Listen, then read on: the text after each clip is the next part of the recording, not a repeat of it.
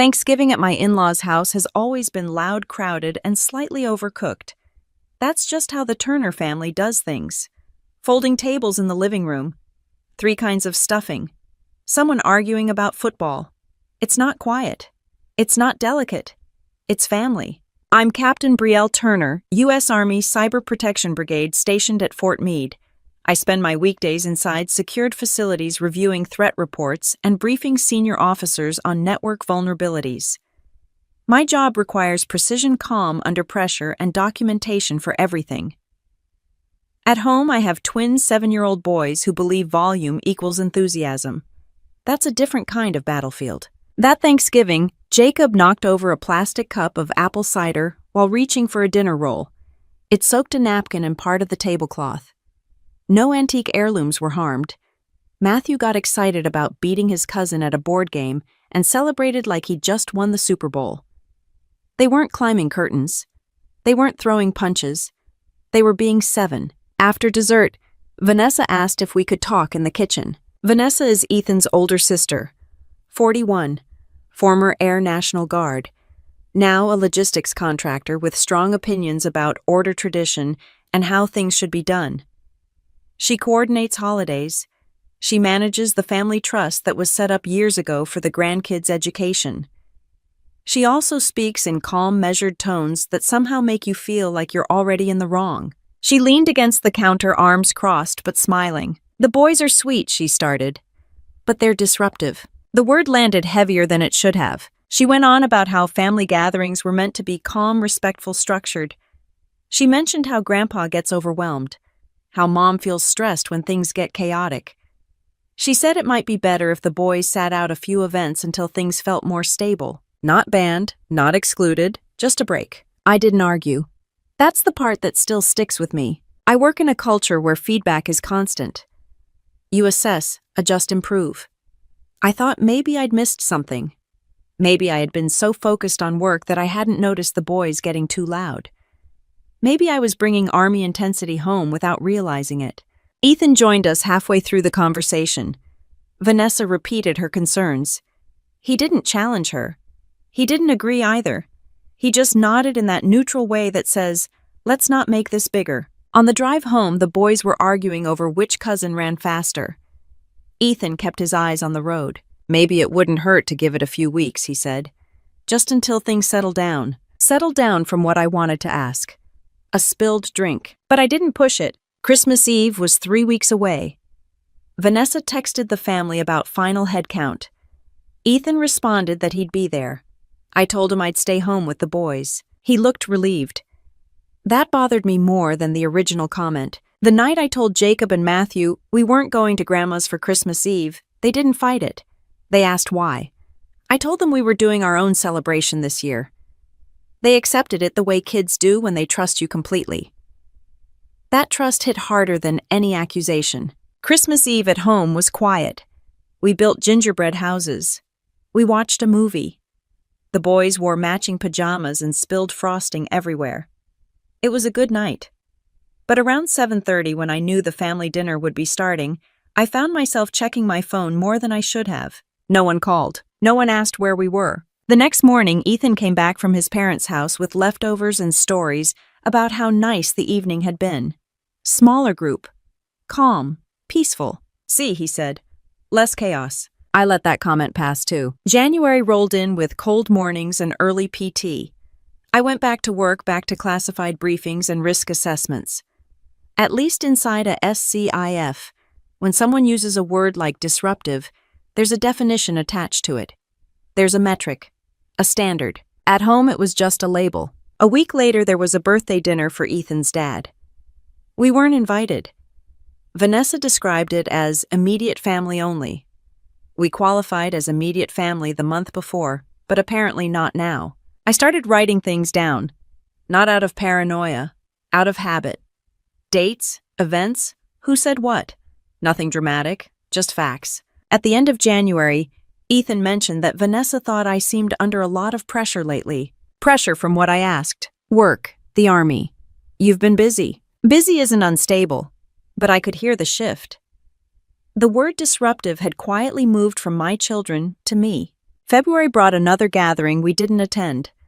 Smaller, more low-key. The pattern wasn't explosive. It was subtle. We weren't kicked out. We were just gently repositioned. One evening I was putting the boys to bed when Jacob asked if they had done something wrong at Thanksgiving. That question did more damage than any comment in a kitchen. No, I told him. You didn't do anything wrong. And that was true. Later that night, Ethan sat at the dining table scrolling through his phone. I noticed a group chat notification light up with a family thread name I didn't recognize. "Since when do you guys have a separate chat?" I asked. "It's just for coordinating things," he said. No big deal. I didn't push again. Not yet. Instead, I went upstairs and opened my laptop. I pulled up my calendar and started mapping dates against family events. It wasn't dramatic. It was organized. The way I handle any developing situation. If this was about two loud 7-year-olds, it would settle on its own. If it wasn't, the pattern would show itself. I kept staring at that unfamiliar group chat name on Ethan's phone long after he went to bed. It wasn't paranoia. It was pattern recognition.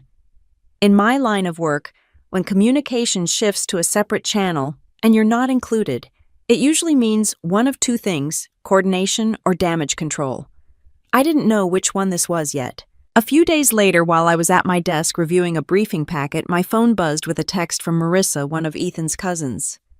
We'd never been close, but we were friendly enough at holidays. "Hey, just checking in.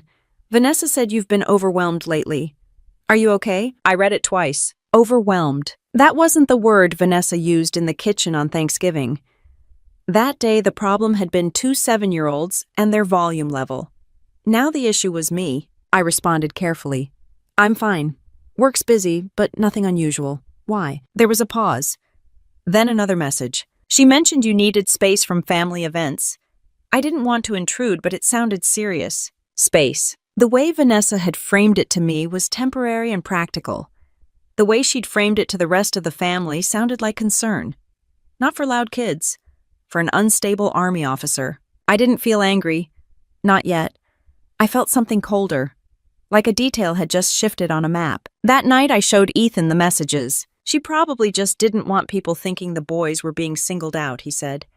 "It's easier to say, you needed space." "Why would that be easier?" I asked. He shrugged. "It protects everyone." That answer didn't make sense. Protects everyone from what a spilled drink and some excited kids. I let it sit. The next weekend there was a small dinner at his parents' house. Ethan went alone again. I stayed home with the boys and built a Lego set on the living room floor. Around 8:30, my phone buzzed again. This time it was a different relative. "Vanessa told us you're dealing with a lot of stress from the army. If you ever need help with the kids, just say the word." That one irritated me. I wasn't venting about work at family dinners. I wasn't missing deadlines. I wasn't losing my temper in public. My OER was solid. My team functioned well. There were no counseling statements, no red flags. The only place this narrative existed was inside family conversations I wasn't part of. I thanked her and put the phone down. When Ethan got home, I asked him directly if he'd told anyone I was struggling. "No," he said. "I told Vanessa you've been busy." That's it. Busy had turned into overwhelmed. Overwhelmed had turned into unstable. It didn't take much imagination to see where that could go. I didn't accuse him of anything. I just asked one question. "Is there anything I should know about what's being said about me?" He hesitated. "Not long, just enough. People are just worried," he answered. Worried about what? Over the next 2 weeks, the pattern tightened. Another birthday dinner we weren't invited to. A family brunch labeled adults only. Vanessa posted photos afterward in the larger family thread I was part of, smiling faces, captions about how peaceful it had been. Peaceful. I zoomed in on one of the pictures. Ethan was sitting next to Vanessa, laughing at something off camera. I studied his expression longer than I needed to. One evening after PT, while the boys were eating cereal before school, I logged into my laptop and created a simple document. Date, event, who contacted me, exact wording. I wasn't building a case. I was building clarity. That afternoon, Marissa called instead of texting. "I feel weird even saying this," she began. But Vanessa sounded really concerned. She said, "You've been snapping at people, and that the boys seem out of control lately." Snapping. That was new. Did she give an example? I asked. Not really. Just that the army can change people. There it was. The shift from parenting issue to personality flaw. I hung up and sat there for a moment. The army doesn't change you into unstable. It trains you to operate under pressure. It teaches you to assess, not assume. If I had been acting erratic, my chain of command would have noticed long before my sister-in-law. That night I didn't confront Ethan. Instead, I asked a different question. Who's in that other group chat? He looked up from his laptop. Just immediate family. Define immediate. Mom, Dad, Vanessa, me. A couple cousins sometimes. And I'm not in it because it's mostly planning stuff. Planning what? I nodded and let it drop. Later, after the boys were asleep, I scrolled through my messages again. Every outreach had one common element: Vanessa as the source. No one had observed anything themselves. No one had witnessed me losing control. They were repeating a story. The original accusation, disruptive kids, had quietly faded. Now the concern was me, my stress, my temperament, my supposed instability. I walked downstairs and opened the fridge, not because I was hungry, but because I needed a moment to think without anyone looking at me. If this were just about noise levels at Thanksgiving, it would have burned out by now. Families move on. Kids grow. Nobody keeps track of spilled cider for 3 months. This felt organized, not dramatic, not explosive, just steady, controlled, narrative shaping. The next morning, as I was packing lunches, my phone buzzed again. It wasn't a text this time. It was an email notification from an address I didn't recognize. Subject line, just checking in. I dried my hands on a dish towel before opening it. I opened the email before I let myself overthink it. It was from Aunt Denise, Ethan's mom's older sister. We'd always gotten along fine. She lived in Delaware and only came down for major holidays. Hi, Brielle, it read. Vanessa mentioned you've been under a lot of strain lately. I know military life can be hard on families. If you need someone to talk to, I'm here. There was no accusation in her tone, just concern. But the concern was based on something that didn't exist. I stared at the line about strain. I hadn't called anyone crying. I hadn't vented at dinner. I hadn't stormed out of Thanksgiving. I had agreed to keep my kids home, quietly. Somehow that decision had turned into a story about me unraveling. I forwarded the email to my personal folder. Then I added a new column to my document, source of narrative. Vanessa's name filled the first 3 rows. At work, I briefed a colonel on network risk posture without missing a beat. I answered questions. I stayed composed. No one in that room saw someone unstable. No one hinted that I looked overwhelmed. The disconnect between my professional reality and the version of me being discussed in family circles was starting to feel deliberate. That weekend, Ethan mentioned there was going to be a small Sunday dinner at his parents' house. Are we invited? I asked. He hesitated just long enough to confirm the answer. Vanessa thought it might be better if we kept things calm. Calm had become code. Calm from what I asked. You know how things have been. I did. They'd been quiet, controlled, managed. The boys were in the living room building a pillow fort. They were laughing, not screaming, not throwing anything. Just kids existing in their own house. Ethan looked uncomfortable, like he was carrying something he didn't want to unpack. I don't want this to turn into a bigger issue, he said. It already is, I replied. That night I did something I hadn't done before. I reached out first. I texted Aunt Denise directly. Hey, I wanted to clarify something. I'm not under unusual strain. Work is normal. I haven't asked for space from family events. I agreed to give the boys a break because Vanessa felt they were too loud. 3 dots appeared almost immediately. Oh, she replied. That's not how it was explained. I didn't ask her to elaborate. I didn't need to. The next morning, Marissa called again. This is getting weird, she said. Vanessa told Mom that you've been snapping at Ethan and that he's worried. That was the first time Ethan's name had entered the narrative. Has Ethan told anyone that I asked? Not directly. But she said he's concerned. Concerned about what? I ended the call and walked into the kitchen where Ethan was scrolling through his phone. Are you telling Vanessa that you're worried about me? I asked. No, he said immediately. Then softer. I've said you've been stressed. That's not the same thing. Stressed had turned into snapping. Busy had turned into overwhelmed. A parenting disagreement had turned into character assessment. That group chat, I said. Is it just planning? He exhaled slowly. It's mostly planning. Sometimes Vanessa checks in about stuff. What stuff? Just how things are going. How things are going in our marriage. He didn't answer right away. That was answer enough. I wasn't furious, I was alert. Over the next few days, I started noticing smaller shifts. Vanessa would like and comment on my social media posts in a way that looked supportive on the surface. So proud of you for balancing it all. Make sure you're taking care of yourself. Public concern. Subtle implication. Meanwhile, we weren't being included in family dinners. I called Ethan's mom directly one afternoon. Have I done something to upset you? I asked. No, she said quickly. Vanessa just thought you needed space. I didn't ask for space. There was a pause on the other end. Well, that's not how it sounded. That was the moment it clicked. Vanessa hadn't told one lie. She'd told versions. Each slightly different. Each tailored to the audience. To one person, I was overwhelmed. To another, I was snapping at my husband. To someone else, I needed time away from family. Individually, none of those statements were explosive. Together, they painted a picture. And I wasn't holding the brush. That evening, I asked Ethan a question without raising my voice. Are you talking to Vanessa about our private disagreements? He rubbed the back of his neck. She asks how things are going. And you tell her, I don't give details. That's not what I asked. He looked tired. I don't know what you want me to say. I wanted him to say he'd shut it down. That he'd told her to stop interpreting our life.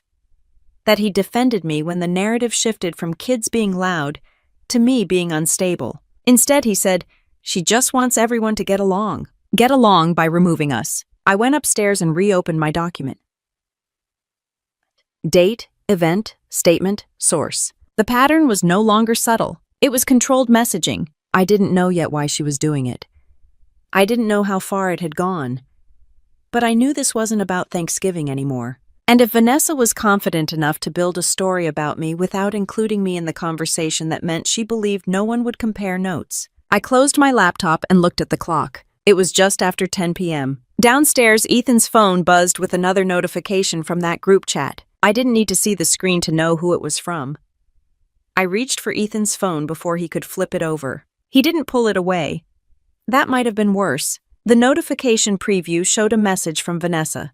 Did you write down what happened last night? My stomach didn't drop, it went still. What did I do last night? I asked evenly. Ethan unlocked the screen and handed it to me without arguing.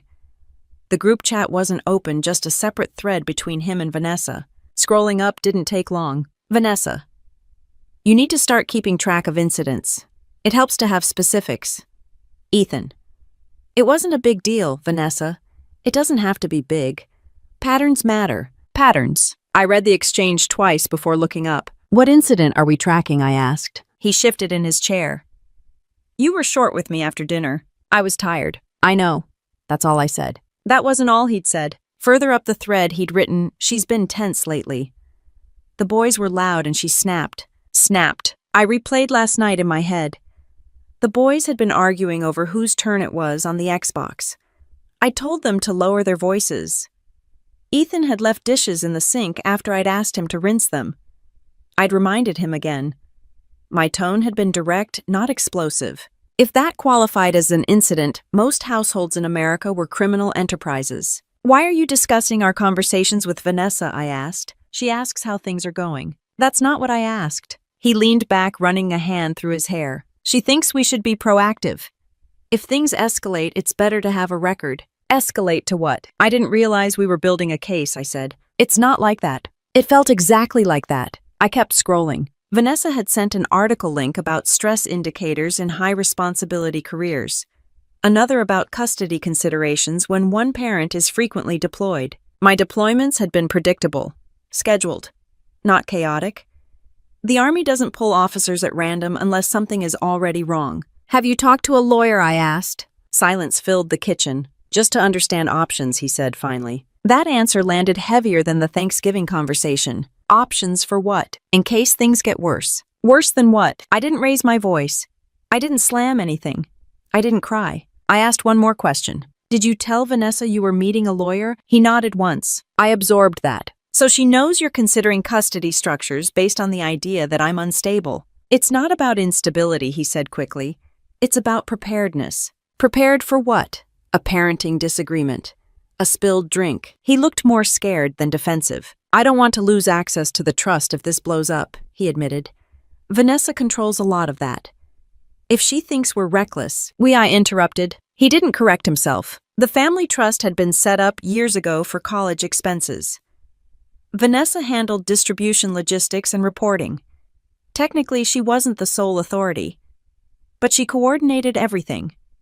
And she was the one with spreadsheet statements and relationships with the attorney who drafted it. So instead of defending your wife, I said carefully, "You're documenting her. That's not fair. Is it inaccurate?" He didn't answer. I stood up and walked to the sink, not because I needed to, but because sitting still felt impossible. In the Army, documentation serves a purpose. Counseling statements have structure. There's an opportunity for response. There's a standard. This felt like a shadow version of that process. No formal complaint. Just notes. Notes that could be interpreted later. "How long has this been happening?" I asked. "A few weeks. A few weeks of being evaluated in my own house. You didn't think to mention it." I didn't want to make it bigger. It was already bigger. I went upstairs and opened my laptop again. I added a new section to my document, evidence of documentation. Date of email. Subject lines. Screenshots. I wasn't planning a courtroom showdown. I was refusing to be blindsided. The next morning at PT, I ran harder than usual. Not out of anger, out of focus. Anger wastes energy. Focus uses it. At work, I scheduled a quiet conversation with a JAG officer I trusted not to file anything, not to escalate, just to understand general custody law for active duty service members. No accusations, just information. He explained the basics. Deployment schedules are considered. Stability matters. Judges look at consistency, not isolated disagreements. Nothing in what he said matched the portrait Vanessa seemed to be sketching. That evening, Ethan tried to act normal. He asked about my day. He played catch with the boys in the yard. He laughed at something Jacob said about school. I watched him more closely than I had in years. Not because I thought he was evil, because I realized he was afraid. Afraid of losing family approval. Afraid of financial fallout. Afraid of choosing sides. Vanessa had found the pressure point. Not through screaming, through suggestion. Later that night, another message lit up his phone. "Vanessa, did you schedule that consult?" He didn't respond immediately. He looked at me instead. And for the first time since Thanksgiving, I saw that he understood exactly how far this had gone. I let the silence stretch between us instead of filling it for him. Ethan's phone was still in his hand. The message from Vanessa glowed on the screen like it was part of a project timeline instead of our marriage. "Did you schedule that consult?" He locked the phone without replying. "I met with someone," he said. "Just once." There it was. Not a threat. Not a plan. Just information delivered like a weather update. When I asked, 2 weeks ago. 2 weeks ago, I had been helping Jacob with a math worksheet and arguing with Matthew about brushing his teeth. 2 weeks ago, I thought the biggest problem in our house was noise. "Was this before or after you started documenting me?" I asked. He winced. "After." At least he was honest about the order of operations. "What did you tell the lawyer?" I asked. "That you're active duty. That deployments happen. That things have been tense." "Tense." He nodded. "Did you tell him I've never been written up? Never had a complaint? Never had a domestic incident? That I've never even raised my voice in public at you?" "It wasn't like that," he said quickly. "I just wanted to understand what custody looks like if one parent deploys more than the other." "I deploy less than you travel for work," I said. He didn't argue with that. The Army plans deployments months in advance. They're structured, coordinated. You don't disappear without a support plan. Judges know that. JAG had confirmed it. "What else did you tell Vanessa?" I asked. He rubbed his face. "That I was looking into options." She thought it was smart. Of course she did. I walked over to the dining table and pulled out a chair sitting across from him like this was a briefing. "Let's be clear," I said. "Your sister suggested I was unstable. She suggested the boys were disruptive. She suggested you document my behavior. And she supported you meeting a lawyer. All while telling the family I'm overwhelmed." He stared at the table. "That's how it sounds when you line it up like that," he said. "How does it sound when you don't?" He didn't have an answer for that. The next morning, I drove the boys to school and sat in the parking lot for a few extra minutes after they got out. Not because I was spiraling, because I needed to think without anyone interrupting. In my career, I've learned that threats rarely announce themselves as threats. They show up as concern, as preparation, as just in case. Vanessa had never yelled at me. She'd never insulted me directly. She'd reframed me. At work, my promotion timeline was approaching the zone for major. That process isn't based on popularity. It's based on performance evaluations, leadership potential. But reputation matters. Stability matters. If the narrative floating around extended family circles was that I was snapping under pressure, that I was tense and unstable, and if that somehow filtered back in the wrong context, it could create noise where none existed. Not enough to end a career, enough to complicate it. That afternoon, I received a call from Ethan's mother. "I just want to check on you," she said gently. "Vanessa says you've been having a hard time balancing everything." I took a breath. "I'm not having a hard time," I said. "I agreed to keep the boys home because Vanessa said they were disruptive. That's the only issue that's happened." There was a pause. "That's not what I understood," she replied. "What did you understand?" "That you and Ethan have been arguing. That things have felt tense." "They have," I said calmly, "since we stopped being invited to dinner." She didn't respond immediately. "I don't want this family divided," she said finally. "Neither do I." After we hung up, I added another entry to my document. Date. Conversation. Exact wording. Later that evening, I asked Ethan one more direct question. "If I hadn't seen that message, would you have told me about the lawyer?" He didn't try to dodge it. "Probably not." That answer didn't make me angrier than I already was. It clarified something. He wasn't plotting against me. He was trying to protect himself from a situation he believed might escalate. And he believed it might escalate because Vanessa had framed it that way. Fear is easier to manipulate than anger. That night, I opened my laptop and did something new. I drafted a simple timeline starting from Thanksgiving. Thanksgiving. Boys labeled disruptive. Christmas. We stay home. January. Excluded from birthday. February. Narrative shifts to stress and instability. March. Documentation begins. Lawyer consult scheduled. It wasn't dramatic. It was linear. I stared at the word consult on my screen. This wasn't just about being left out of dinner anymore.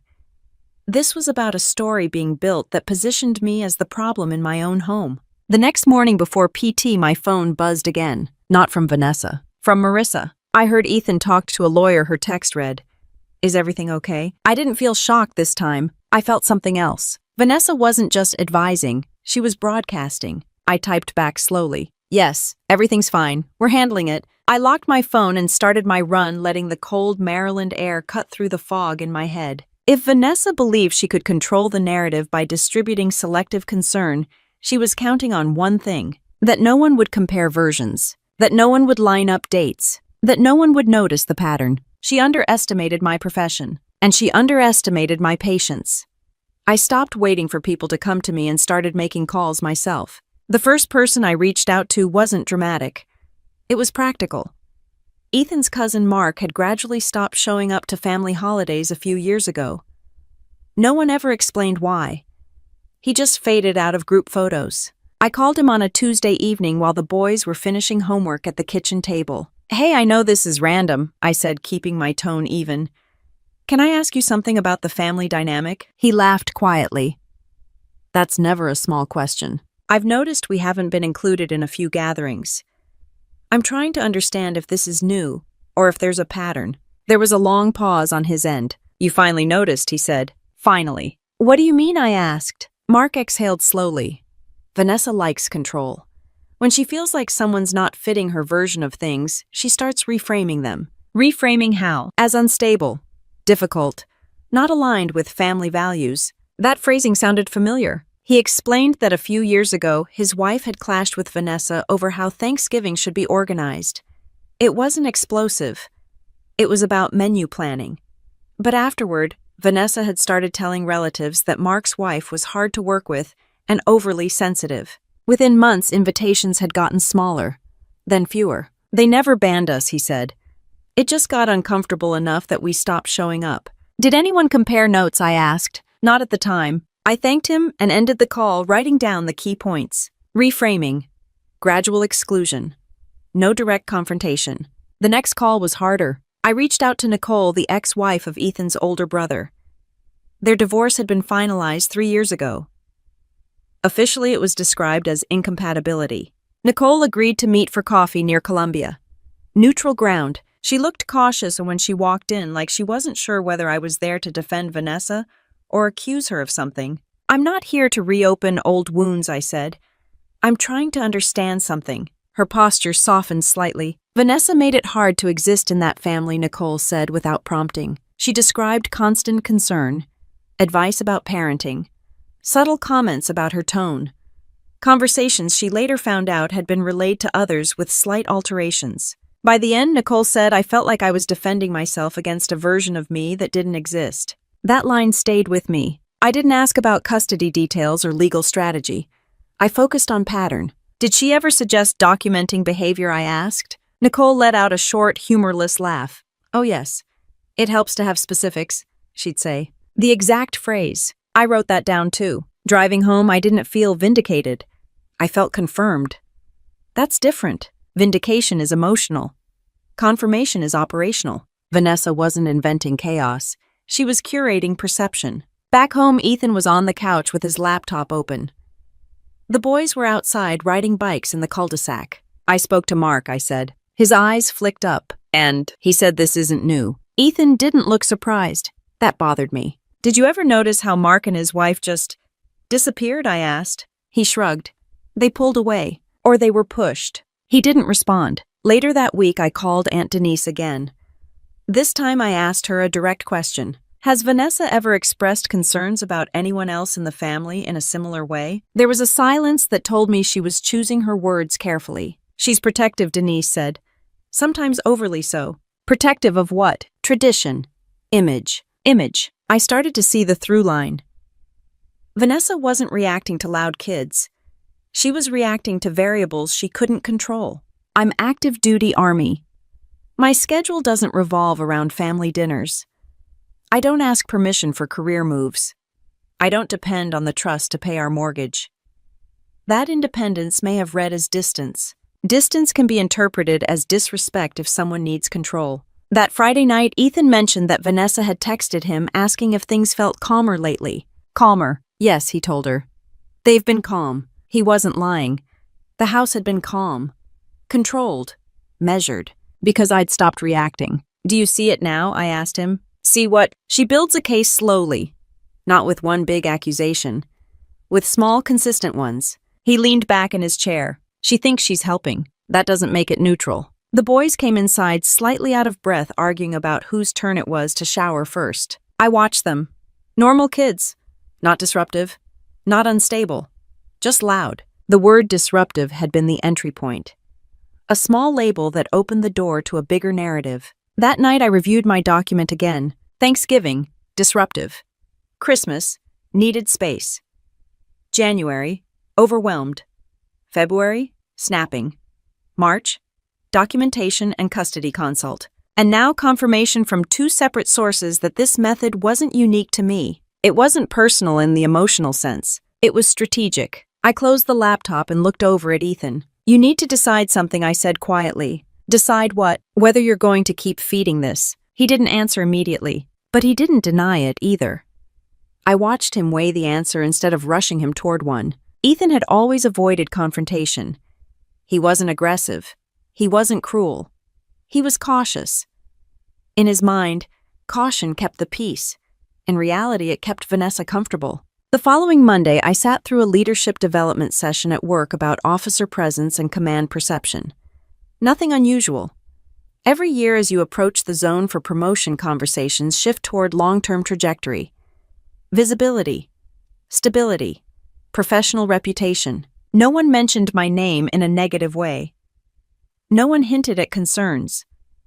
But the word optics came up more than once.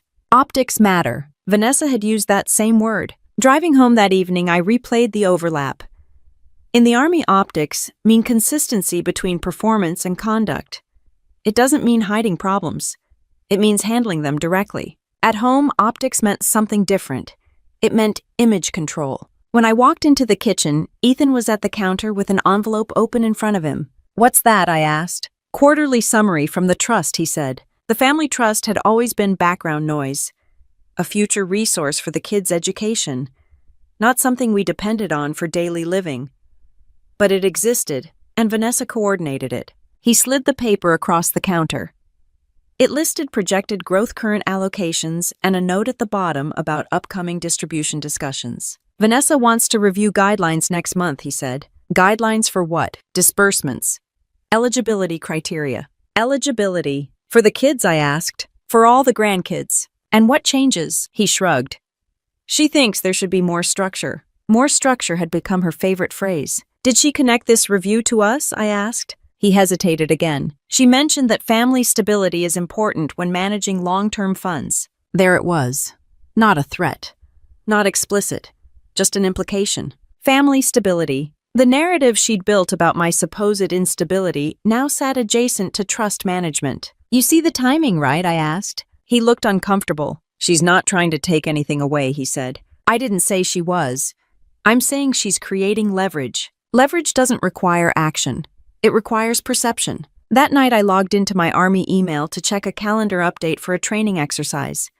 As I scanned my inbox, I thought about how different accountability looks in uniform. If someone has a concern about an officer, they address it through formal channels. There are procedures. Documentation is transparent. The officer has a chance to respond. At home, documentation had been happening in a private thread I wasn't part of. The next morning, I requested a short meeting with my battalion executive officer. Not to report family drama. To ask a straightforward question. How do promotion boards weigh personal issues if they're not documented in official channels, I asked. He looked at me carefully. They don't, he said. Boards review evaluations, assignments, education, conduct records. Rumors don't factor in unless they become formal actions. That confirmed what I already knew. But hearing it from someone in my chain of command settled a layer of concern. Why, he asked. No reason, I said, just thinking ahead. Back home, Vanessa sent Ethan another message. Have you noticed if Betrayal seems calmer now that she's not bringing the boys around? He showed it to me without me asking this time. Yes, he typed back slowly. Things are calm. Calm because we were isolated. I picked up his phone and read further up the thread. Vanessa's stability is key, especially with the Army lifestyle. Vanessa. If things ever go south, documentation protects you. Vanessa. It's not about attacking her. It's about preparing. Preparing for a scenario she'd helped create. I handed the phone back. Do you realize she's framing this like she's the only one thinking clearly? I asked. He nodded once. She says she's just trying to keep the family intact by quietly positioning me as the weak link. He didn't argue that. That weekend, there was another small gathering. We weren't invited. The boys didn't ask this time. That bothered me more than their earlier questions. They'd adjusted. Kids adapt quickly to exclusion when it becomes routine. I didn't want that to be normal. Saturday morning, while Ethan took them to a soccer clinic, I sat at the dining table with my document open and began organizing it into categories. Narrative shifts, documentation references, trust timing, third-party confirmations. It looked less like family tension and more like a slow campaign. Not explosive, not dramatic, just steady. That afternoon, Ethan came home quieter than usual. Vanessa asked if we'd considered therapy, he said. For what I asked. She thinks couples counseling might help stabilize things. Stabilize what? We're not the ones destabilizing anything, I said. She says she's worried about the long term. Long term. That phrase echoed against the trust paperwork still sitting on the counter. I walked over and picked it up again. She controls the conversation about money, I said. She controls the group chat. She controls the narrative. And you've been feeding her updates. He didn't deny it. What do you want me to do? He asked. Stop treating her like a neutral advisor. Silence settled between us again, but it felt different this time. Less defensive. More aware. My phone buzzed on the table. It wasn't a family member. It was a reminder notification for Easter Sunday at his parents' house. Full family gathering. First one labeled that way in months. I looked at the screen for a long moment before locking it. I didn't delete the Easter reminder. I added it to my calendar in bold. For months we had been gently repositioned to the edges. Smaller dinners. Selective invitations. Carefully worded concern.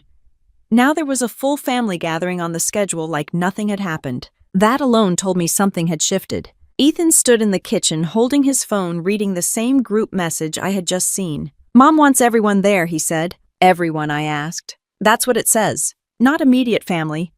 Not small group. Everyone. The boys were in the living room arguing over who got the blue plastic egg from last year's Easter basket. Loud, normal, unapologetically 7.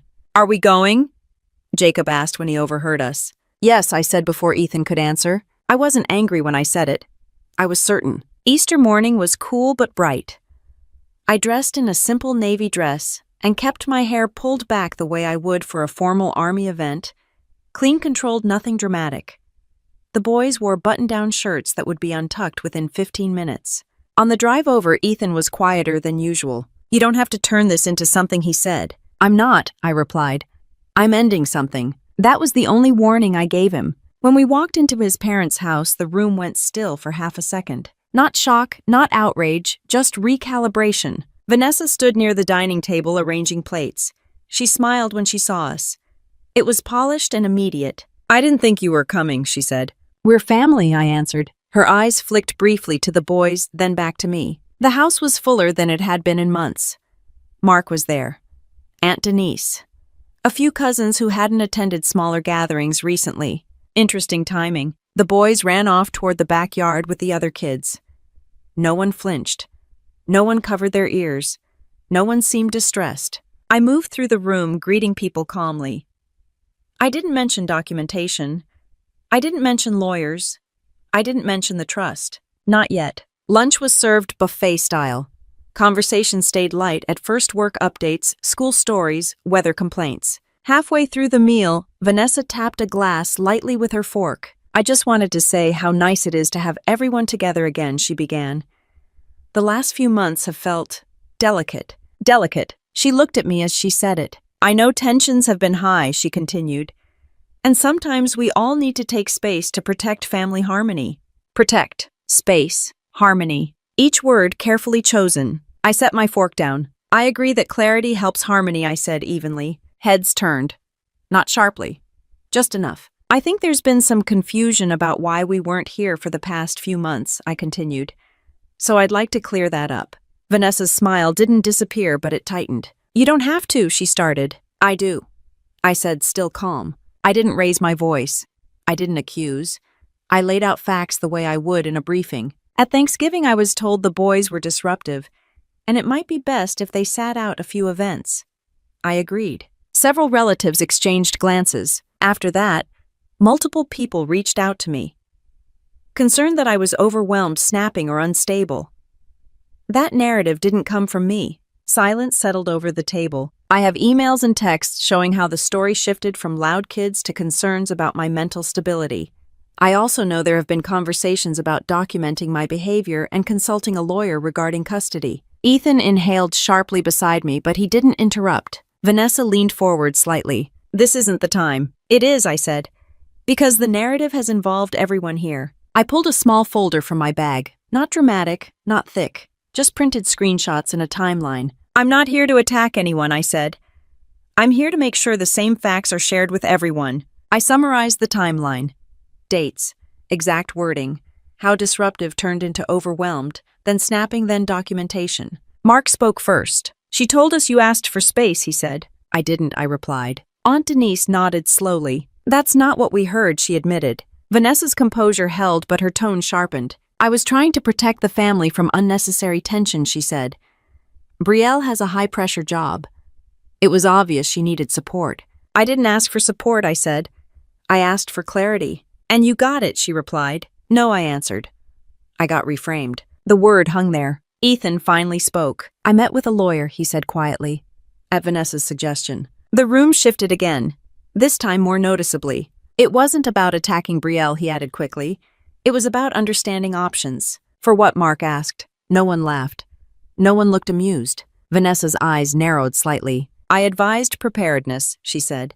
"That's responsible." "Responsible would have been speaking to me directly," I said. The boys burst back into the room at that moment, breathless and laughing, arguing about who found the most eggs. No one called them disruptive. No one covered their ears. Ethan's mother looked at the children, then at me. "I never thought they were a problem," she said softly. That was the first crack in the controlled version of events. Vanessa straightened. "This is being blown out of proportion," she said. "No," I replied. "It's being aligned." Aligned facts are harder to manipulate than impressions. Across the table, Ethan's father cleared his throat. "We need transparency," he said. "Not accusation, not drama, just a statement." Vanessa's control over the room didn't disappear, but it shifted. It was no longer automatic. And for the first time since Thanksgiving, I wasn't the one being evaluated in silence. I stayed seated after Ethan's father said the word transparency. No one raised their voice. No one stormed out. That made it heavier. Vanessa kept her posture, straight hands folded loosely in front of her plate. "This is a misunderstanding," she said. "I was trying to prevent conflict before it escalated." By escalating it quietly, Mark asked. She didn't respond to that. Ethan's mother looked from Vanessa to me, then to Ethan. "Why didn't anyone tell us directly there was tension?" she asked. "There wasn't," I said. "Not until we stopped being invited." Vanessa's jaw tightened. "You agreed the boys were disruptive," she said. "You agreed they needed a break." "I agreed to keep peace," I replied. "That's not the same thing as being unstable." The distinction mattered. Ethan's father leaned back in his chair. "Is there something we should know about the trust?" he asked Vanessa. The shift was subtle but unmistakable. The conversation had moved from my temperament to governance. Vanessa blinked once, recalibrating. "The trust is fine," she said. "I handle quarterly summaries. The attorney sends documentation. No one's questioning the numbers," he said. "We're questioning process." Process. It's a word I use daily in uniform. It keeps systems fair. "When were you planning to review eligibility criteria?" he asked. "Next month," she answered. "It's routine." Routine because of what Denise asked quietly. Vanessa glanced around the table. For the first time that day, she looked like she was calculating rather than leading. "Family dynamics evolve," she said. "We need structure. Structure for what Ethan's father pressed. For stability." There it was again. I spoke carefully. "Stability doesn't require exclusion," I said. "And it doesn't require narrative shifts." Vanessa's eyes locked on mine. "You're interpreting this as an attack," she said. "I'm interpreting it as influence," I replied. Ethan cleared his throat. "I shouldn't have consulted a lawyer without talking to Brielle first," he said. That was my mistake. That sentence shifted more weight than anything else that afternoon. He wasn't accusing Vanessa. He was stepping out from behind her. Vanessa's expression hardened. "I suggested he educate himself," she said. "That's not a crime." "No," Ethan's father said. "But advising custody consultations over spilled cider is excessive." A faint ripple of uncomfortable laughter moved through the room. It wasn't cruel. It was release. Ethan's mother set her fork down. "I don't want anyone feeling pushed out," she said. "And I don't want decisions about the trust tied to personal disputes." "No one tied them," Vanessa said quickly. "You mentioned stability in relation to disbursements," I said evenly. Her eyes flashed. "I mentioned long-term planning." While questioning my mental state to multiple relatives, I said, the boys ran back into the room again, comparing candy totals. Jacob tripped slightly on the rug and caught himself. No one gasped. No one winced. Mark looked at Vanessa. "Did you tell people Brielle was snapping?" he asked. "I said she seemed tense," Vanessa answered. "Did you tell them she asked for space?" Denise added. "I said she needed it." "That's not what happened," Ethan said quietly. Silence settled again, but it felt different this time. Less tense. More analytical. Ethan's father pushed his chair back slightly. Effective immediately, he said the trust will be co-managed. "I'll contact the attorney tomorrow." Vanessa's head turned sharply. "That's unnecessary," she said. "It's transparency," he replied. "No raised voices. No accusations of theft. Just structural change." "And the group chat?" Denise asked. Ethan looked at Vanessa before answering. "It shouldn't exclude immediate family," he said. Vanessa opened her mouth to argue, then stopped. The room wasn't aligned behind her anymore. Not fully. "This feels like punishment," she said. "It's adjustment," I answered. Adjustment is neutral. Punishment is emotional. Her composure didn't collapse. Vanessa wasn't dramatic. She was controlled. But the center of gravity in the room had shifted. She no longer owned it. The afternoon continued awkward, but not explosive. Plates were cleared. Kids hunted for forgotten eggs. Conversations splintered into smaller groups. Ethan's father pulled me aside briefly near the kitchen. "I should have asked more questions earlier," he said. "I should have asked louder," I replied. He nodded once. Across the room, Vanessa stood near the window, scrolling through her phone. Not orchestrating, not directing, observing. For the first time in months, she wasn't the one narrating events. On the drive home, the boys fell asleep in the back seat, Sugar and Sun finally catching up to them. Ethan kept both hands on the wheel. "I didn't expect it to go like that," he said. "Neither did I replied. "Are you satisfied?" Satisfied wasn't the right word. "I'm aligned," I said. That was enough for now. When we pulled into the driveway, my phone buzzed. A new notification from the family group chat. The name had changed. It now included mine. I opened the new group chat and read the first message without reacting. Adding everyone for transparency moving forward, Ethan's dad had written. No emojis, no commentary, just that. Vanessa had responded with a simple thumbs up. That was her style. Minimal reaction, maximum recalculation. The next few weeks weren't dramatic. They were administrative. Ethan's father contacted the attorney who originally drafted the trust. A formal review was scheduled. Co-management paperwork was started. Vanessa still had access to the records, but she no longer controlled distribution discussions alone. No one accused her of theft. No one claimed fraud. This wasn't criminal.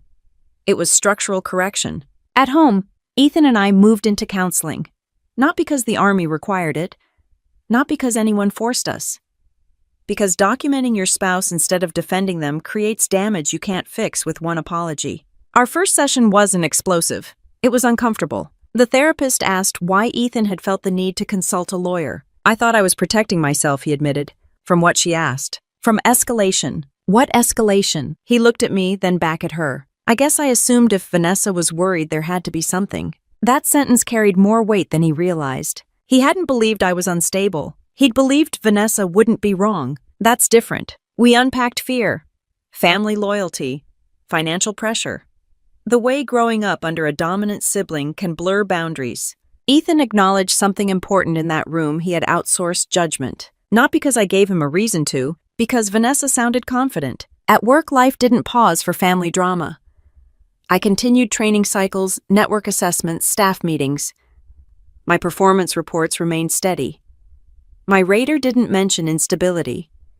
My senior rater didn't question leadership presence. The Army doesn't evaluate based on whispers at Easter dinner. Promotion board results came months later. When the email hit my inbox, confirming selection to major, I didn't scream. I didn't cry. I forwarded it to Ethan with a simple message, board results are out. He called me immediately. You made it, he said, and this time his pride sounded unfiltered. Vanessa sent a congratulatory text later that afternoon. So proud of you. See, stability matters. I read it twice. She still framed everything through her lens. I responded with thank you. No commentary. No reopening of the past. Meanwhile, the family gatherings resumed in a different tone. Summer barbecue at Ethan's parents' house. Full attendance. No selective invitations. No adults, only disclaimers. The boys ran through sprinklers in the backyard with their cousins.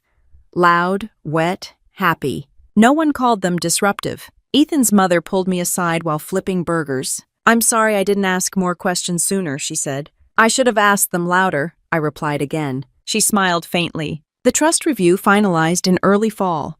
Co-trusteeship was formalized.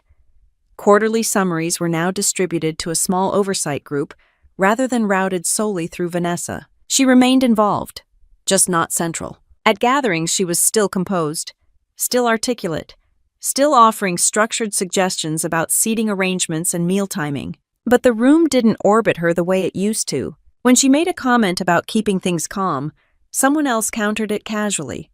Not aggressively, just naturally. Control dissolves quietly when others stop deferring automatically. Ethan's relationship with her shifted too. He stopped forwarding private frustrations. He stopped seeking validation for minor disagreements. If we argued about dishes, it stayed between us. Boundaries aren't loud. They're consistent. One afternoon in October, Vanessa asked Ethan if we'd be attending Thanksgiving. Yes, he said. All of us. There was no follow-up about noise levels. At Thanksgiving, the boys were louder than they'd been the year before. Not intentionally. They were just older, bigger, more confident. Jacob knocked over a cup again.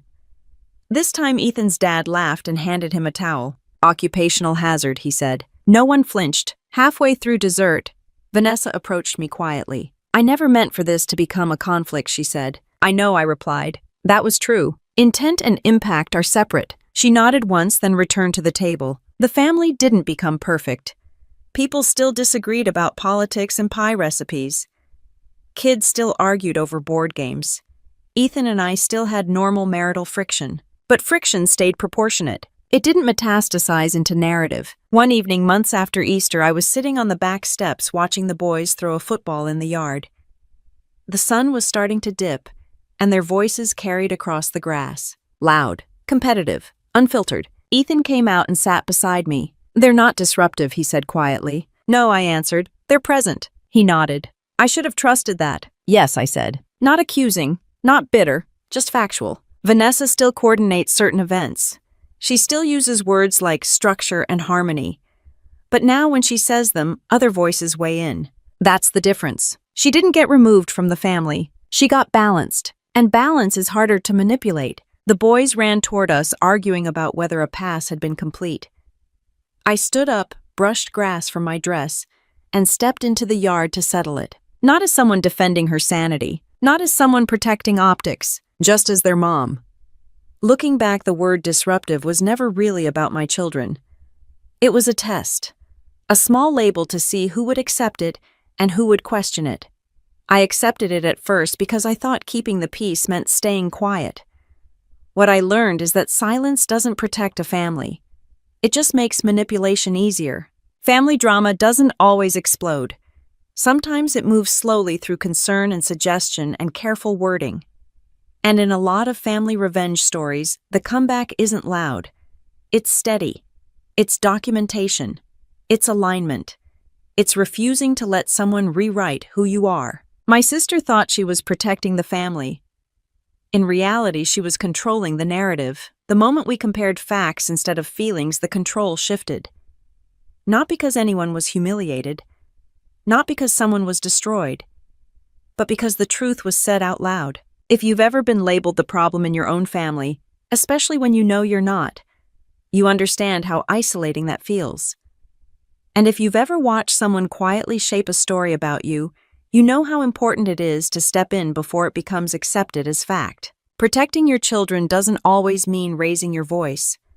Sometimes it means holding your ground. If stories like this resonate with you, real family drama, family revenge stories rooted in truth, and situations where quiet strength wins, make sure you subscribe to the channel. There's more coming.